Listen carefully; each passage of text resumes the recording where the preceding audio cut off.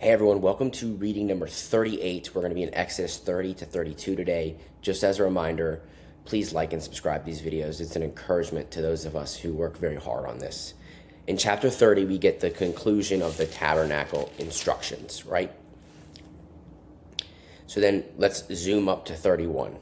In the beginning of 31, the Lord has put his spirit, a spirit of intelligence and ability, knowledge, and craftsmanship into certain peoples to actually execute the building of the tabernacle. The Lord has given Moses a massive project to undertake on Mount Sinai. They're to build this place of worship for the Lord, this place where the Lord will dwell. God doesn't give unfunded mandates.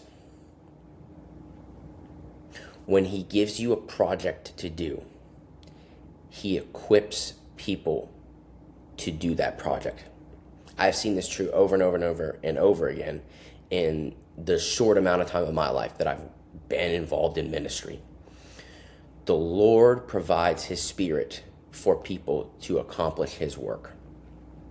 So if you have a big project that you're trying to undertake, if it is truly from God, he will provide workers for it to be accomplished how he intends for it to be accomplished. Stop for a minute and think about your church. What people have been blessed with the Spirit of God to be craftsmen to accomplish certain works. Maybe it's your facilities people. Maybe it's people who are super gifted with children. Maybe it's, your production or worship guys who've been blessed with these gifts to accomplish the work of worshiping the Lord. And in the second part of 31, we get instructions on the Sabbath again. And this is why in take 3 or 4 of this, because the last ones I kind of really dived off into this and kind of did a preach basically about the Sabbath. And that's praying, and I was like, that's just not the purpose of these videos. I encourage you, look into the Sabbath. It is an important spiritual discipline. Why are instructions about the Sabbath here in this position in the text? Because we just finished the instructions for building the tabernacle. The tabernacle is a place where sacrifice is made. Sacrifices worship is a place where the presence of the Lord dwells.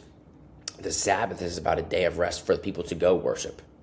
So the implication here is you cannot use the tabernacle well.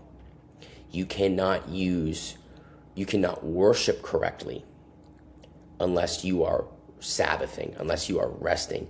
The word Sabbath is derived from the Hebrew word stop or desist. So if this passage was kind of jarring to you, think, why is it jarring to me that the Lord saying, you shall keep my stops, you shall keep my rests? Is rest that awful for you? I would just encourage you to develop a Sabbath rhythm in your life, a weekly Sabbath rhythm. I'm preaching from my own vulnerabilities here, / teaching, talking, whatever you want to call this, my own vulnerabilities here. There have been seasons in my life where I have done this exceptionally well.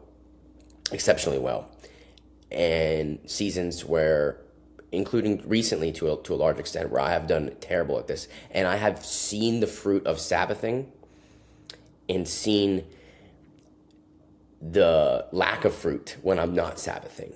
Seen how I feel less close to God because I'm not resting. I'm not dedicating that day towards him. I don't want to park too much here, but I just encourage you, look at Sabbath. A great book to read is The Ruthless Elimination of Hurry, and there are many other books about the Sabbath and how we've abandoned it and how important it is to our culture. So I encourage you to pray over that. Try some Sabbath. Nowhere in this passage does it say the Sabbath is some rote, joyless, legalistic procedure. Genuinely try it. You can do fun things during your Sabbath. You are to desist from ordinary work. A big part of that Sabbath needs to be focused on God, focus on prayer. We go to 32. We need to lock in here. This is going to be very important for the rest of our reading of, honestly, the whole Hebrew Bible, the whole Old Testament. So, Moses has been up on the mountain for 40 days. The people are he's been gone in this fire for 40 days. He's gone. So they come to Aaron and they say, make gods for us. Make us a god, a carved idol. They metal cast calf out of their jewelry, and they worship the idol. The Lord tells him, hey, tells Moses, you need to go get your people. Moses does this. He says, what are you doing? He drops the tablet, he breaks the covenant, literally breaks the covenant. The people have just broke the covenant by worshiping the idol, and Moses literally breaks the tablets in which the covenant was written on. The covenant has been shattered.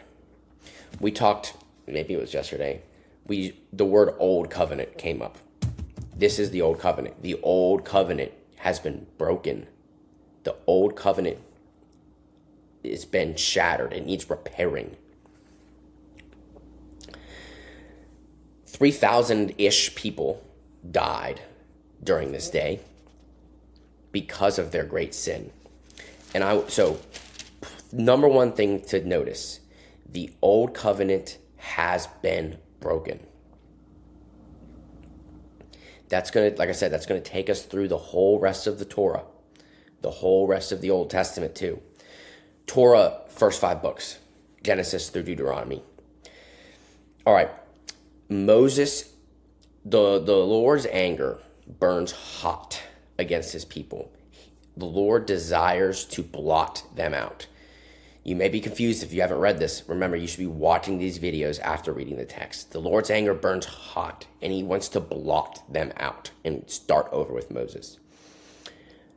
32 verse 11, but Moses implored the Lord his God.